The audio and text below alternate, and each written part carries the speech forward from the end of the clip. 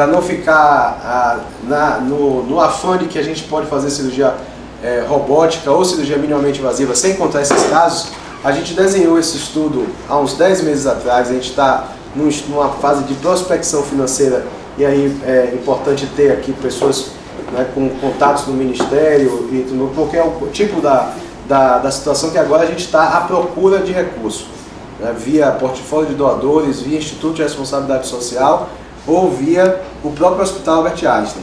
Então veja aqui, a gente chama de Estudo da Utilidade da Tomografia para Rastreamento do Câncer de Pulmão no Brasil, e alguns dos investigadores associados.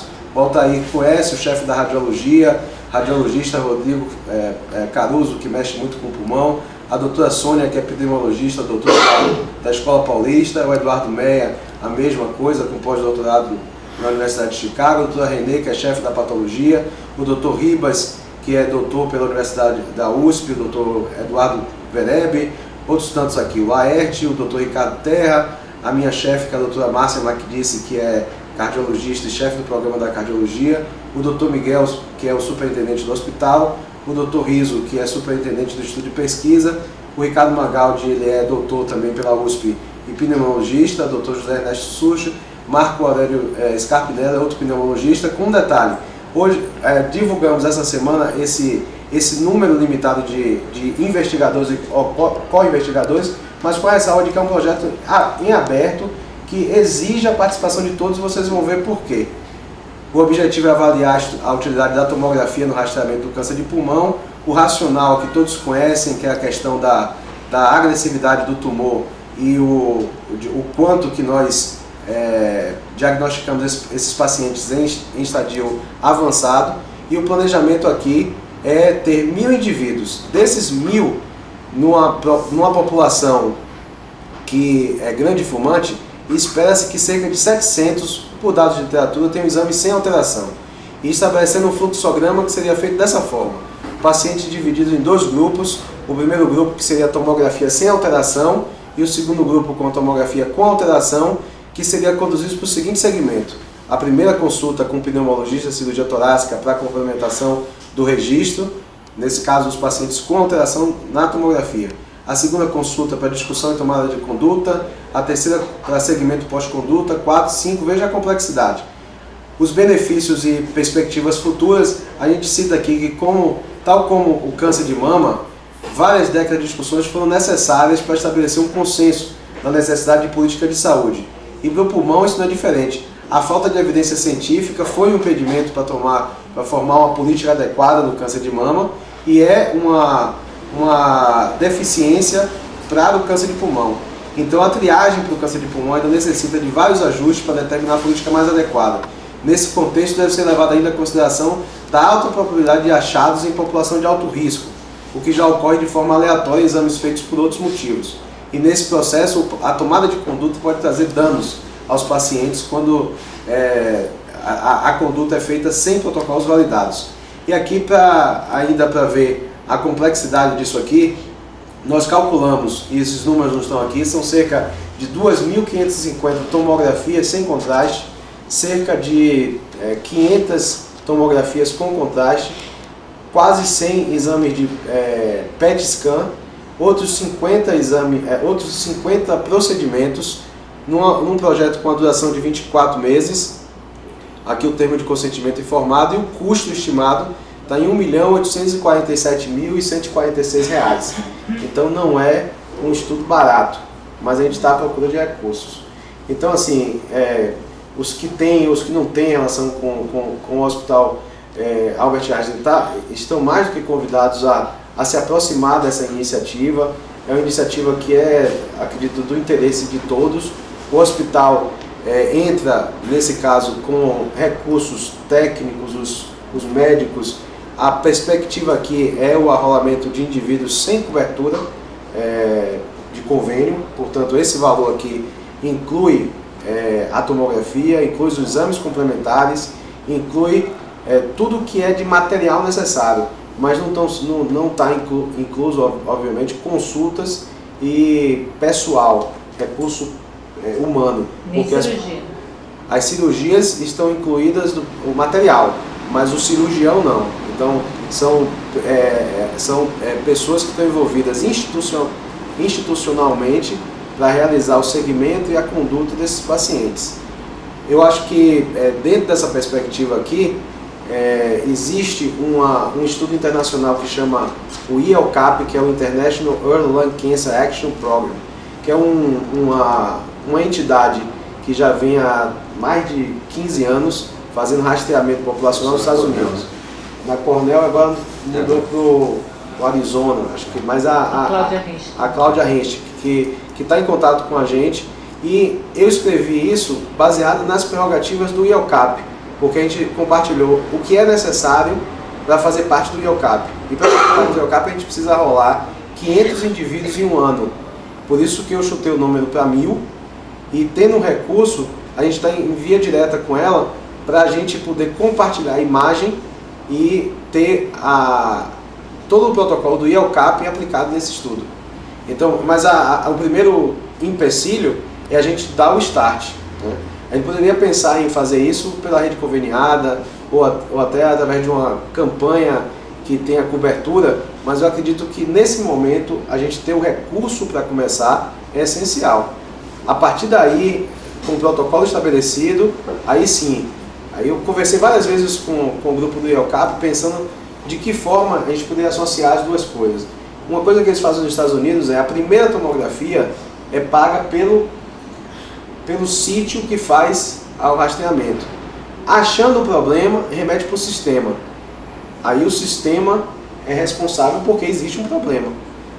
Então a política de saúde varia, né, para cada estado, mas em muitos lugares dos Estados Unidos isso que acontece. São cerca de 20 centros americanos que participam do IELCAP, tem centro em Israel, China, Coreia,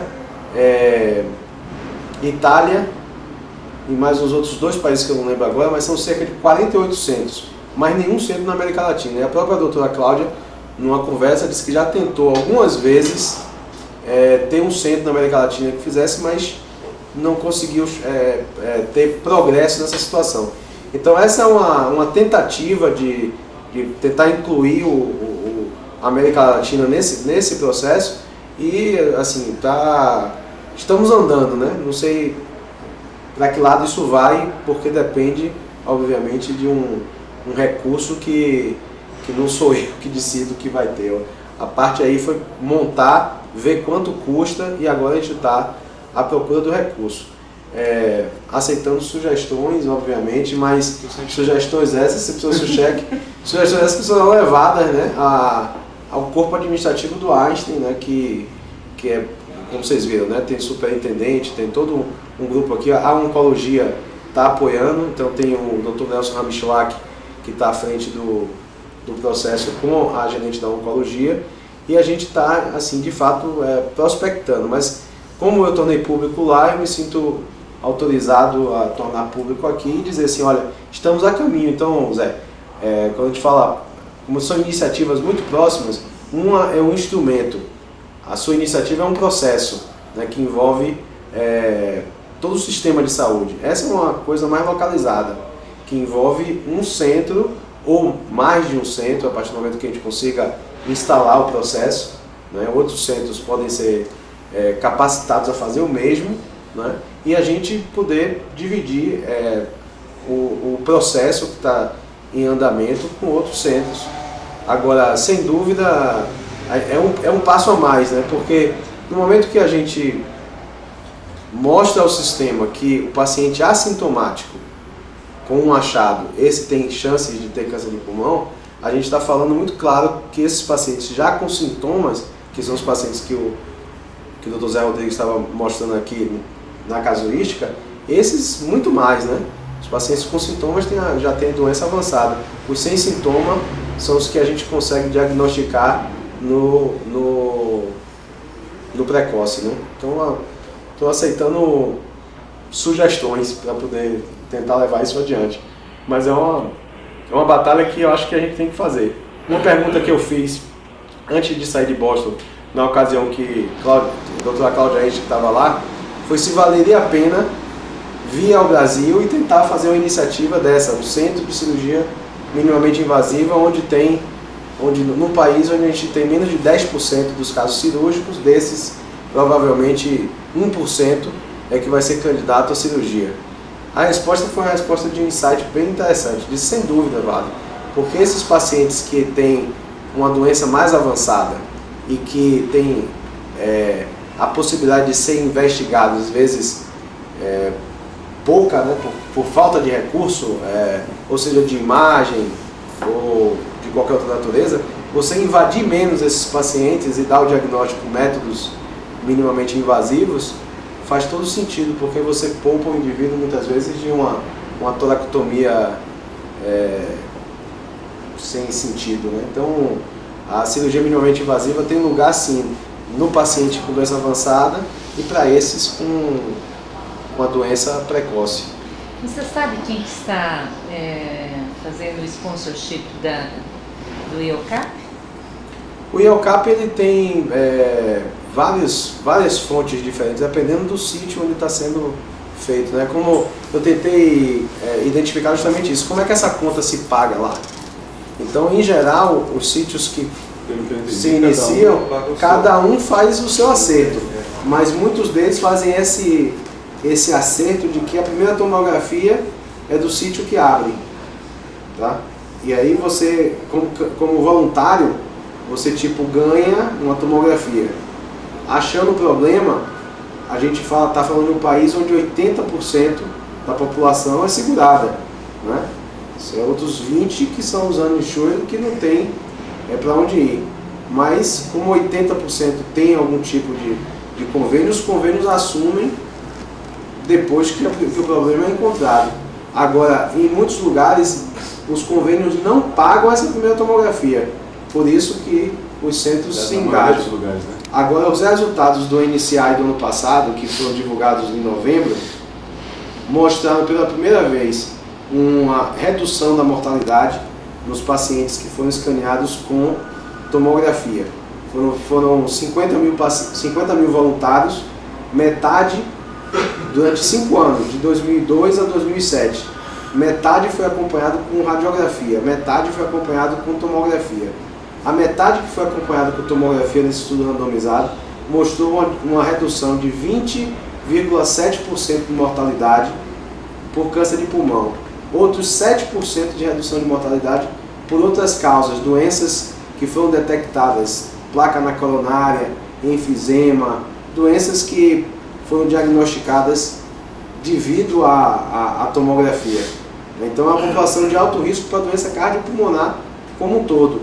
Então esse grupo, acompanhado com tomografia, morreu 27% a menos por essas causas diagnosticadas pela triagem. Então a tomografia, com esse estudo eu acho que a política de saúde vai ter que ser reformulada e a tomografia vai ganhar um lugar aí como a mamografia tem na mama.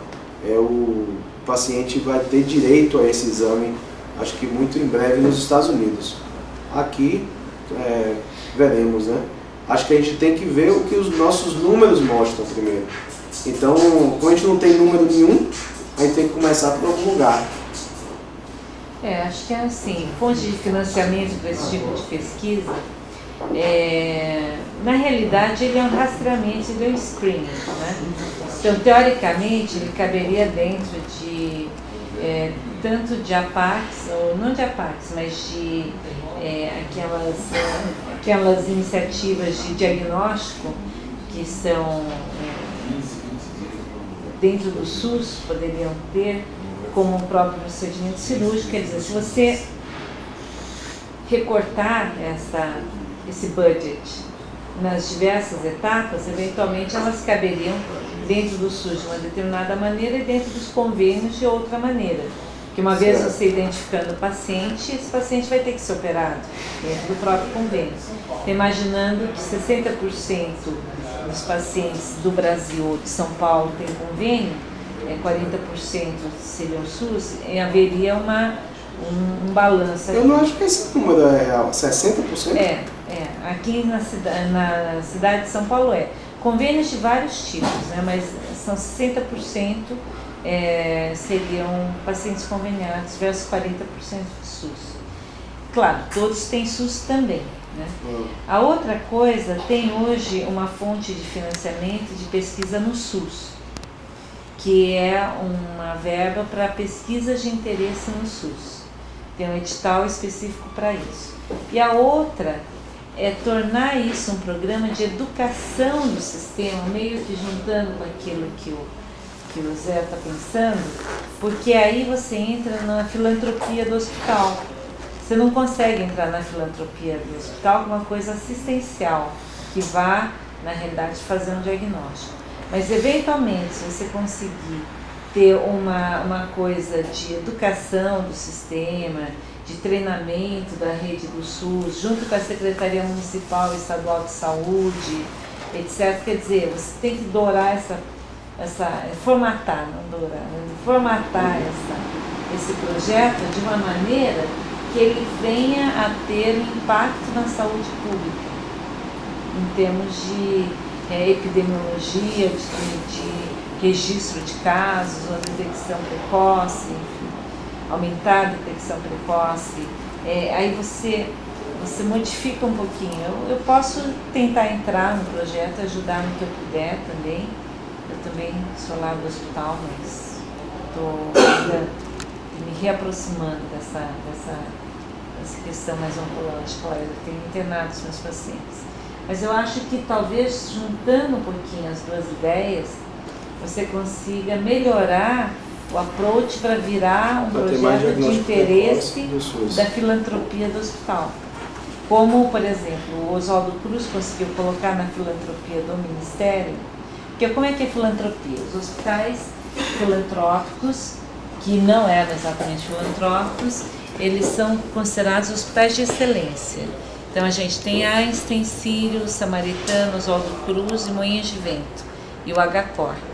Eles deixam de pagar imposto de renda e aquele valor que iria para o imposto, ele é ocupado em ações sociais. Quem cuida disso lá no Einstein é Alberto Canamudo. Só que esse projeto tem que ser validado pelo INCA e pelo Ministério da Saúde, lá pelo grupo da Secretaria Executiva, que agora é Márcia Amaral, e pela SAS.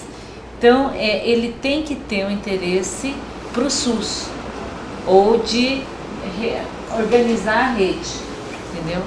Então, teria que encontrar uma maneira. E essa outra área, que é de pesquisa clínica no SUS, tem um edital, eu ainda não consegui assim, sentar para olhar detalhadamente, mas é um setor lá da Ciência e Tecnologia do Ministério que é responsável por essa alíquota. Tem os 16 milhões de reais lá, assim, que foi alocado ano passado, não sei se alguma coisa foi usada para isso. E para mim, uma área que eu sempre achei importante seria a área cirúrgica, porque como a área de drogas, de medicação acaba tendo um investimento maior da própria indústria, a área cirúrgica ela é pouco trabalhada em termos de pesquisa clínica, né? E a área de diagnóstico. Então, eu confesso que assim, eu não tenho um modelo exato, mas a gente pode ir olhando um e outro e vendo o que a gente consegue juntar, né, esses diversos elementos. E a outra são verbas de pesquisa mesmo, da FAPESP, por exemplo. Verba de pesquisa clínica, você colocar. A FAPESP começou a abrir um espaço para pesquisa clínica. Então, aí... Nessa divisão ali, que deu 1.800.000, eu sou cirurgião, obviamente a gente procurou ver ali como que balizar, 700 e tantos mil de exame de imagem, outros 100 e poucos mil de procedimentos relacionados à imagem, PET, essas coisas. Biópsia. E 1 milhão era justamente para poder abordar cirurgicamente esses indivíduos, ou com biópsia ou com cirurgia. Então a gente calculou um custo médio baseado em outras coisas lá, de 20 mil reais por procedimento, 50 procedimentos arredondando para 1 milhão. Aí seria um número limitado, né? E você viu assim, pode ser que você em 3 pacientes esgote, porque o paciente complicou, né? Então você calcula esperando que você vai ter um gasto médio X para cada procedimento, mas às vezes você consegue fazer muito menos. Por Você isso já deu uma superestimada. A única vantagem. Deu uma superestimada e assim, calculei de forma... Quer dizer, superestimada em termos, né? Porque no nosso meio, o risco que a gente corre nesse projeto é que hoje, por exemplo, no NeoCap, mais de 80% do diagnóstico é doença precoce, estágio 1. O risco que a gente corre no nosso meio é que a gente tenha muito diagnóstico com doença avançada. Mas a gente vai estar falando de paciente assintomático. O importante é que você já formatou um projeto e agora, eventualmente, teria que estar estratificando em várias etapas e, eventualmente, a pesquisa no SUS poderia garantir que uma parte fosse operada lá no Imboimirim, por exemplo. Não sei se isso é possível, mas depende de um convênio ou que fossem para o ICESP para operar, por exemplo, né, ou diminuíssem os custos, os gastos. Eu não sei, teria que olhar e pensar de que maneira criativa que vai se conseguindo. Existe um problema básico na 196 que você não poderia fazer pesquisa no SUS. E nos convênios, eles também não autorizariam pesquisa nos convênios. Para isso, os Estados Unidos já garantiu uma lei que pesquisa clínica tem que ser paga pelos convênios médicos, sim, né? Agora, se você conseguir caber dentro dessa área de pesquisa clínica no SUS, além de verba, você tem a possibilidade do SUS pagar uma parte do tratamento. Vamos ver essa resposta inicial, que esse projeto foi agora encaminhado para um portfólio de doadores e na sequência, acho que nos próximos 1 a 2 meses, se não tiver um feedback rápido, a gente acionar outros mecanismos, né? Mas toda ajuda acho que é bem-vinda.